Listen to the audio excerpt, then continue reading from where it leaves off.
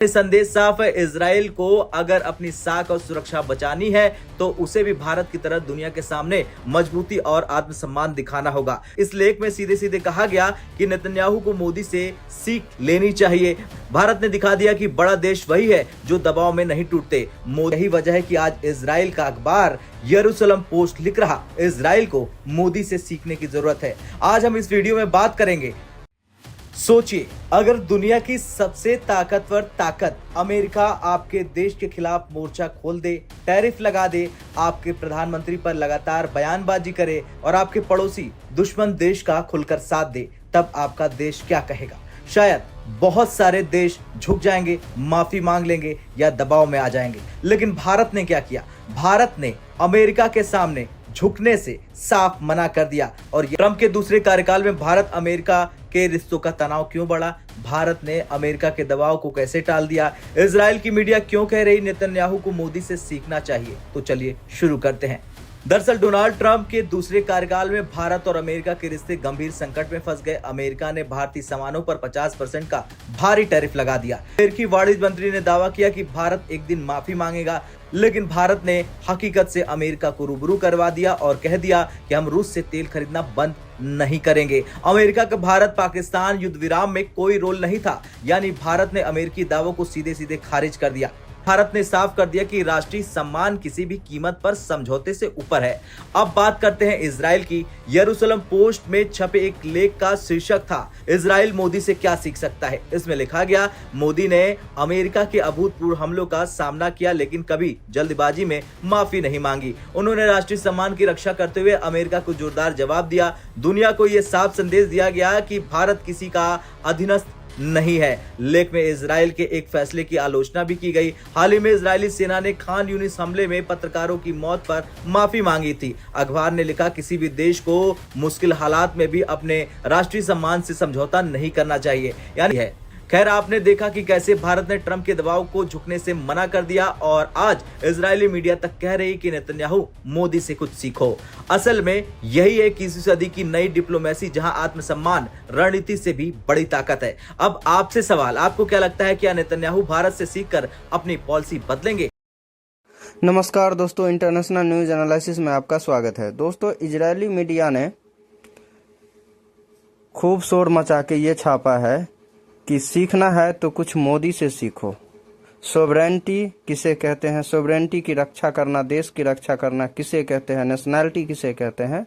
ये Israeli prime minister को नरेंद्र मोदी से सीखना चाहिए कि वो किसी भी दुनिया के ताकत के सामने नहीं झुकते।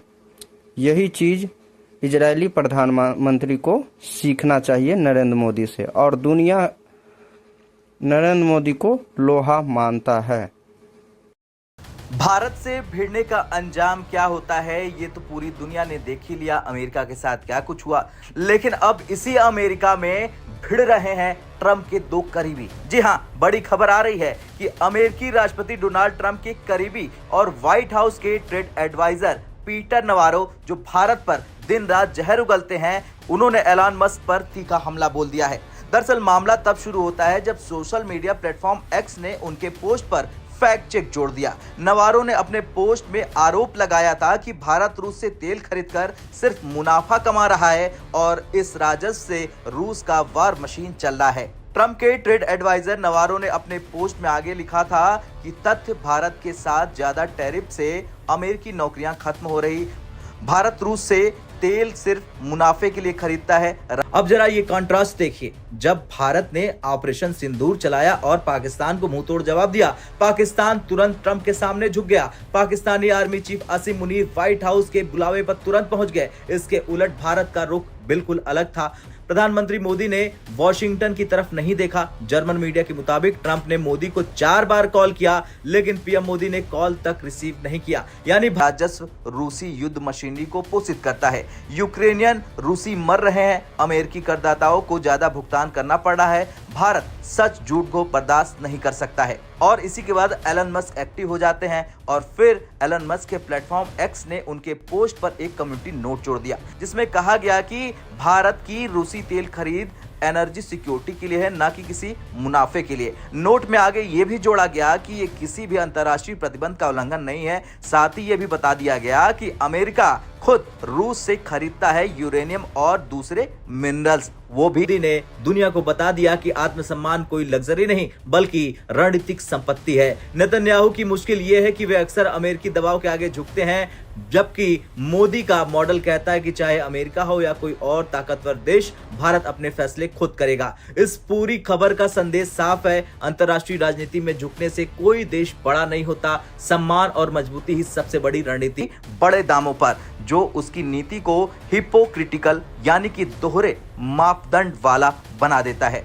सोशल मीडिया प्लेटफॉर्म एक्स के फैक्ट चेक के बाद ट्रंप के करीबी नवारो फिर से भड़क गए और उन्होंने अपने अंदाज में एलन मस्क पर हमला बोलते हुए लिख दिया, वह मस्क लोगों की पोस्ट में प्रोपेगेंडा फैला रहे हैं। नीचे दिया गया घटिया नोट भी यही है। घटिया, भारत रूस से तेल सिर्फ मुनाफा कमाने के लिए खरीदता है। रूस द्वारा यूक्रेन पर आक्रमण करने से पहले उसने कोई तेल नहीं खरीदा था। भारत ये एशिया में किसी भी देश पर सबसे बड़ा टैरिफ है। पूरी दुनिया में ये टैरिफ सिर्फ ब्राजील और भारत पर टॉप लेवल पर है। ट्रंप और उनके करीबी सलाहकार लगातार भारत पर बयानबाजी कर रहे हैं। ट्रंप ने भारत और रूस की अर्थव्यवस्था को डेड इकोनॉमी कहा। उनके सलाहकार पीटर नवारो ने तो यहां तक कह दिया कि यूक्रेन युद्ध मोदी का युद्ध है। अमेरिका सरकार की स्पिन मशीन उच्च गति से चल रही है। यूक्रेनियन को मारना बंद करो, अमेरिकियों की नौकरियां छीनना बंद करो। हालांकि उनके इस पोस्ट को भी एक्स ने फैक्ट चेक कर दिया और साफ लिख दिया कि भारत का एनर्जी ट्रेड उसकी सोवरेन डिसीजन है और अंतर्राष्ट्रीय कानून का उल्लंघन नहीं करता। प्लेटफॉर्म ने फिर अमेरिका के डबल स्टैंडर्ड पर जोर दिया। पीटर नवारो के ये बयान उस समय सामने आए जब राष्ट्रपति ट्रंप प्रशासन ने 27 अगस्त से भारतीय आयात पर अतिरिक्त 25% ड्यूटी लगाने का ऐलान किया, जिससे कुल टैरिफ 50% हो गया। इस फैसले को रूस से भारत की तेल खरीद से जोड़ा गया। नवारो ने पहले भी भारत को महाराजा ऑफ टैरिफ और क्रेमलिन के लिए लॉन्ड्रोमैट कहकर हमला बोला था। यहां तक कि उन्होंने यूक्रेन युद्ध को मोदी का युद्ध बता दिया था।